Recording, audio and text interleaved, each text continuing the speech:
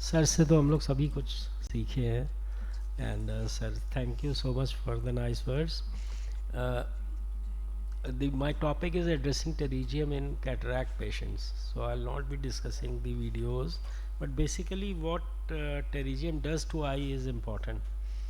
It could be such a bad situation where you have such a bad fibrovascular growth onto the cornea, and it's unmanageable to treat, and if cataract is also there, then it becomes very, very difficult. There could be another the important thing here is that this pterygium, it causes traction onto the cornea and leads to flattening effect, and with the rule astigmatism is increased. So this is what we should understand. If the with the rule astigmatism is increased and you operate simultaneously, then at times the uh, results would be not that good. But still in India, as sir has said, that everything is combined, so we have to do combined surgery. So we'll discuss the disadvantages and advantages of sequential and simultaneous surgery.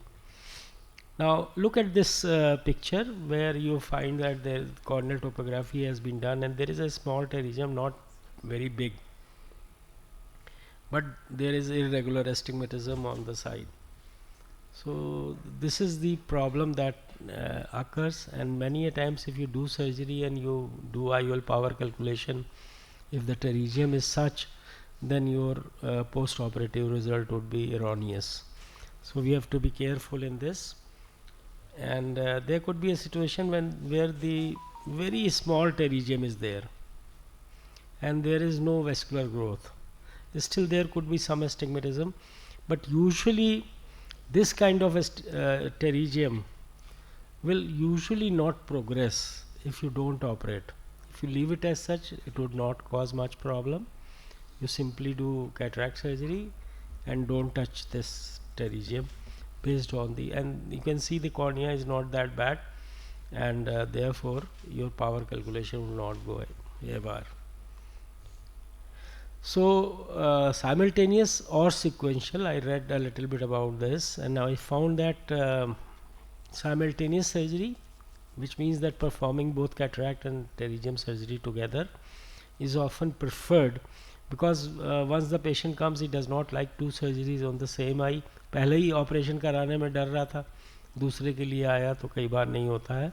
तो for smaller pterygium without any problem, if there is little bit of vascular growth, you should do combined surgery or simultaneous surgery at the same time. Sequential surgery on the other hand is performed surgery after the once you have done a good pterygium surgery, and you have to wait for the astigmatism and the dryness of the cornea that occurs because of the pterygium and all that. That should go away, and it takes about 6 months. So you have to wait for 6 months before you undertake the patient for the surgery. So if you are confident and your patient is faithful, he'll come back to you and you can operate that patient after 6 months, not before that. Then so this is what I have already mentioned, the 6 months is the waiting period, and 6 months is in most of the cases. Like if you have a diplopia, paralytic squint, you wait for 6 months. If you have amblyopia treatment, wait for 3 to 6 months. So और 6 महीने की supply भी लगती थी हम लोगों के ज़माने में. So 6 months is very important thing for us, so that we have to remember.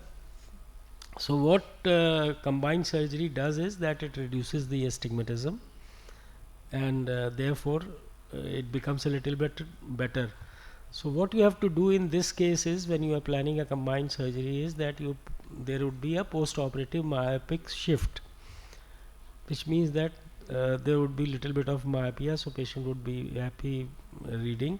So you can, while measuring the IOL power, you can simply add to this that there would be a post-operative myopic shift, and you can calculate your IOL power based on that only. So that can be done. Now there are several studies which I went through, and I found that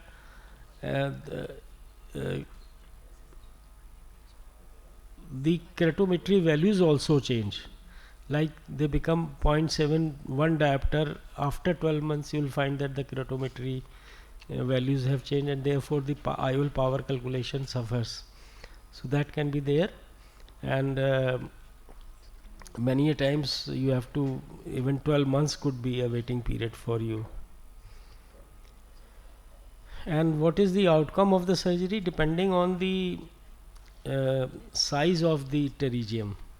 Like if you simply measure the size of the pterygium, as I was discussing, there was a paper which mentioned that if it is, the pterygium is having a length of more than 1.83 millimeter, it would cause astigmatism of about 1 to 1.5 diopters, and if it is more than 5.1 square millimeter, it resulted in 2 diopters of change.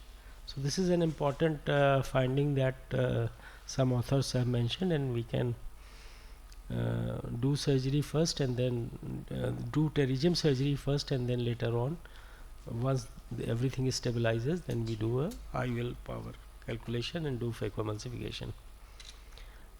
Finally I would like to say that in most of our setups, many a times it becomes important to do a simultaneous surgery, and with these findings in your mind, you can give the IOL power, and based on that you can implant a lens.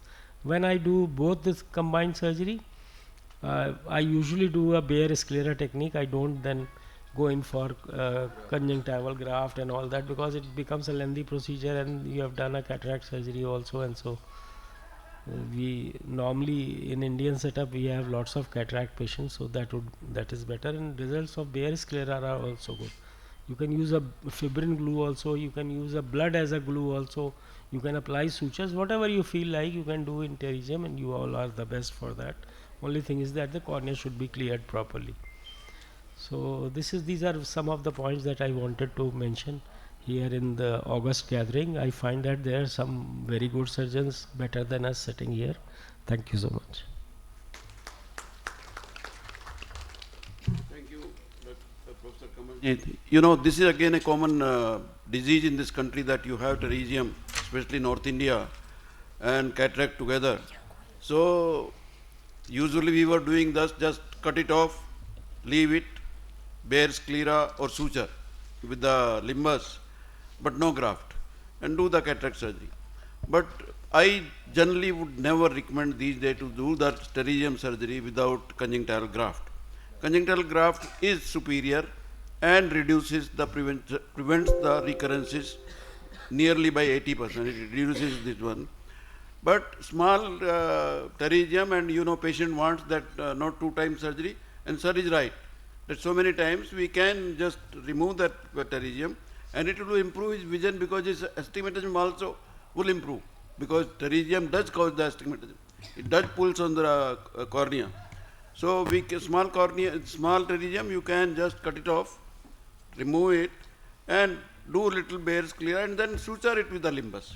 Don't leave the bare sclera. The old practice, we should avoid that. Best, of course, will be autoconjunctival graft. But with the cataract, it becomes difficult, because you have removed the conjunctival graft also from 12 o'clock, and quite a bit. So you have to give incision somewhere nearby. So that way, autoconjunctival graft, a perfect autoconjunctival graft with cataract surgery is rather difficult. So much better that you do it before, and then do the pterygium surgery, or do the pterygium surgery with autoconjunctival graft, and wait for at least 2-3 months before doing the cataract surgery. So it is a good topic again you to ponder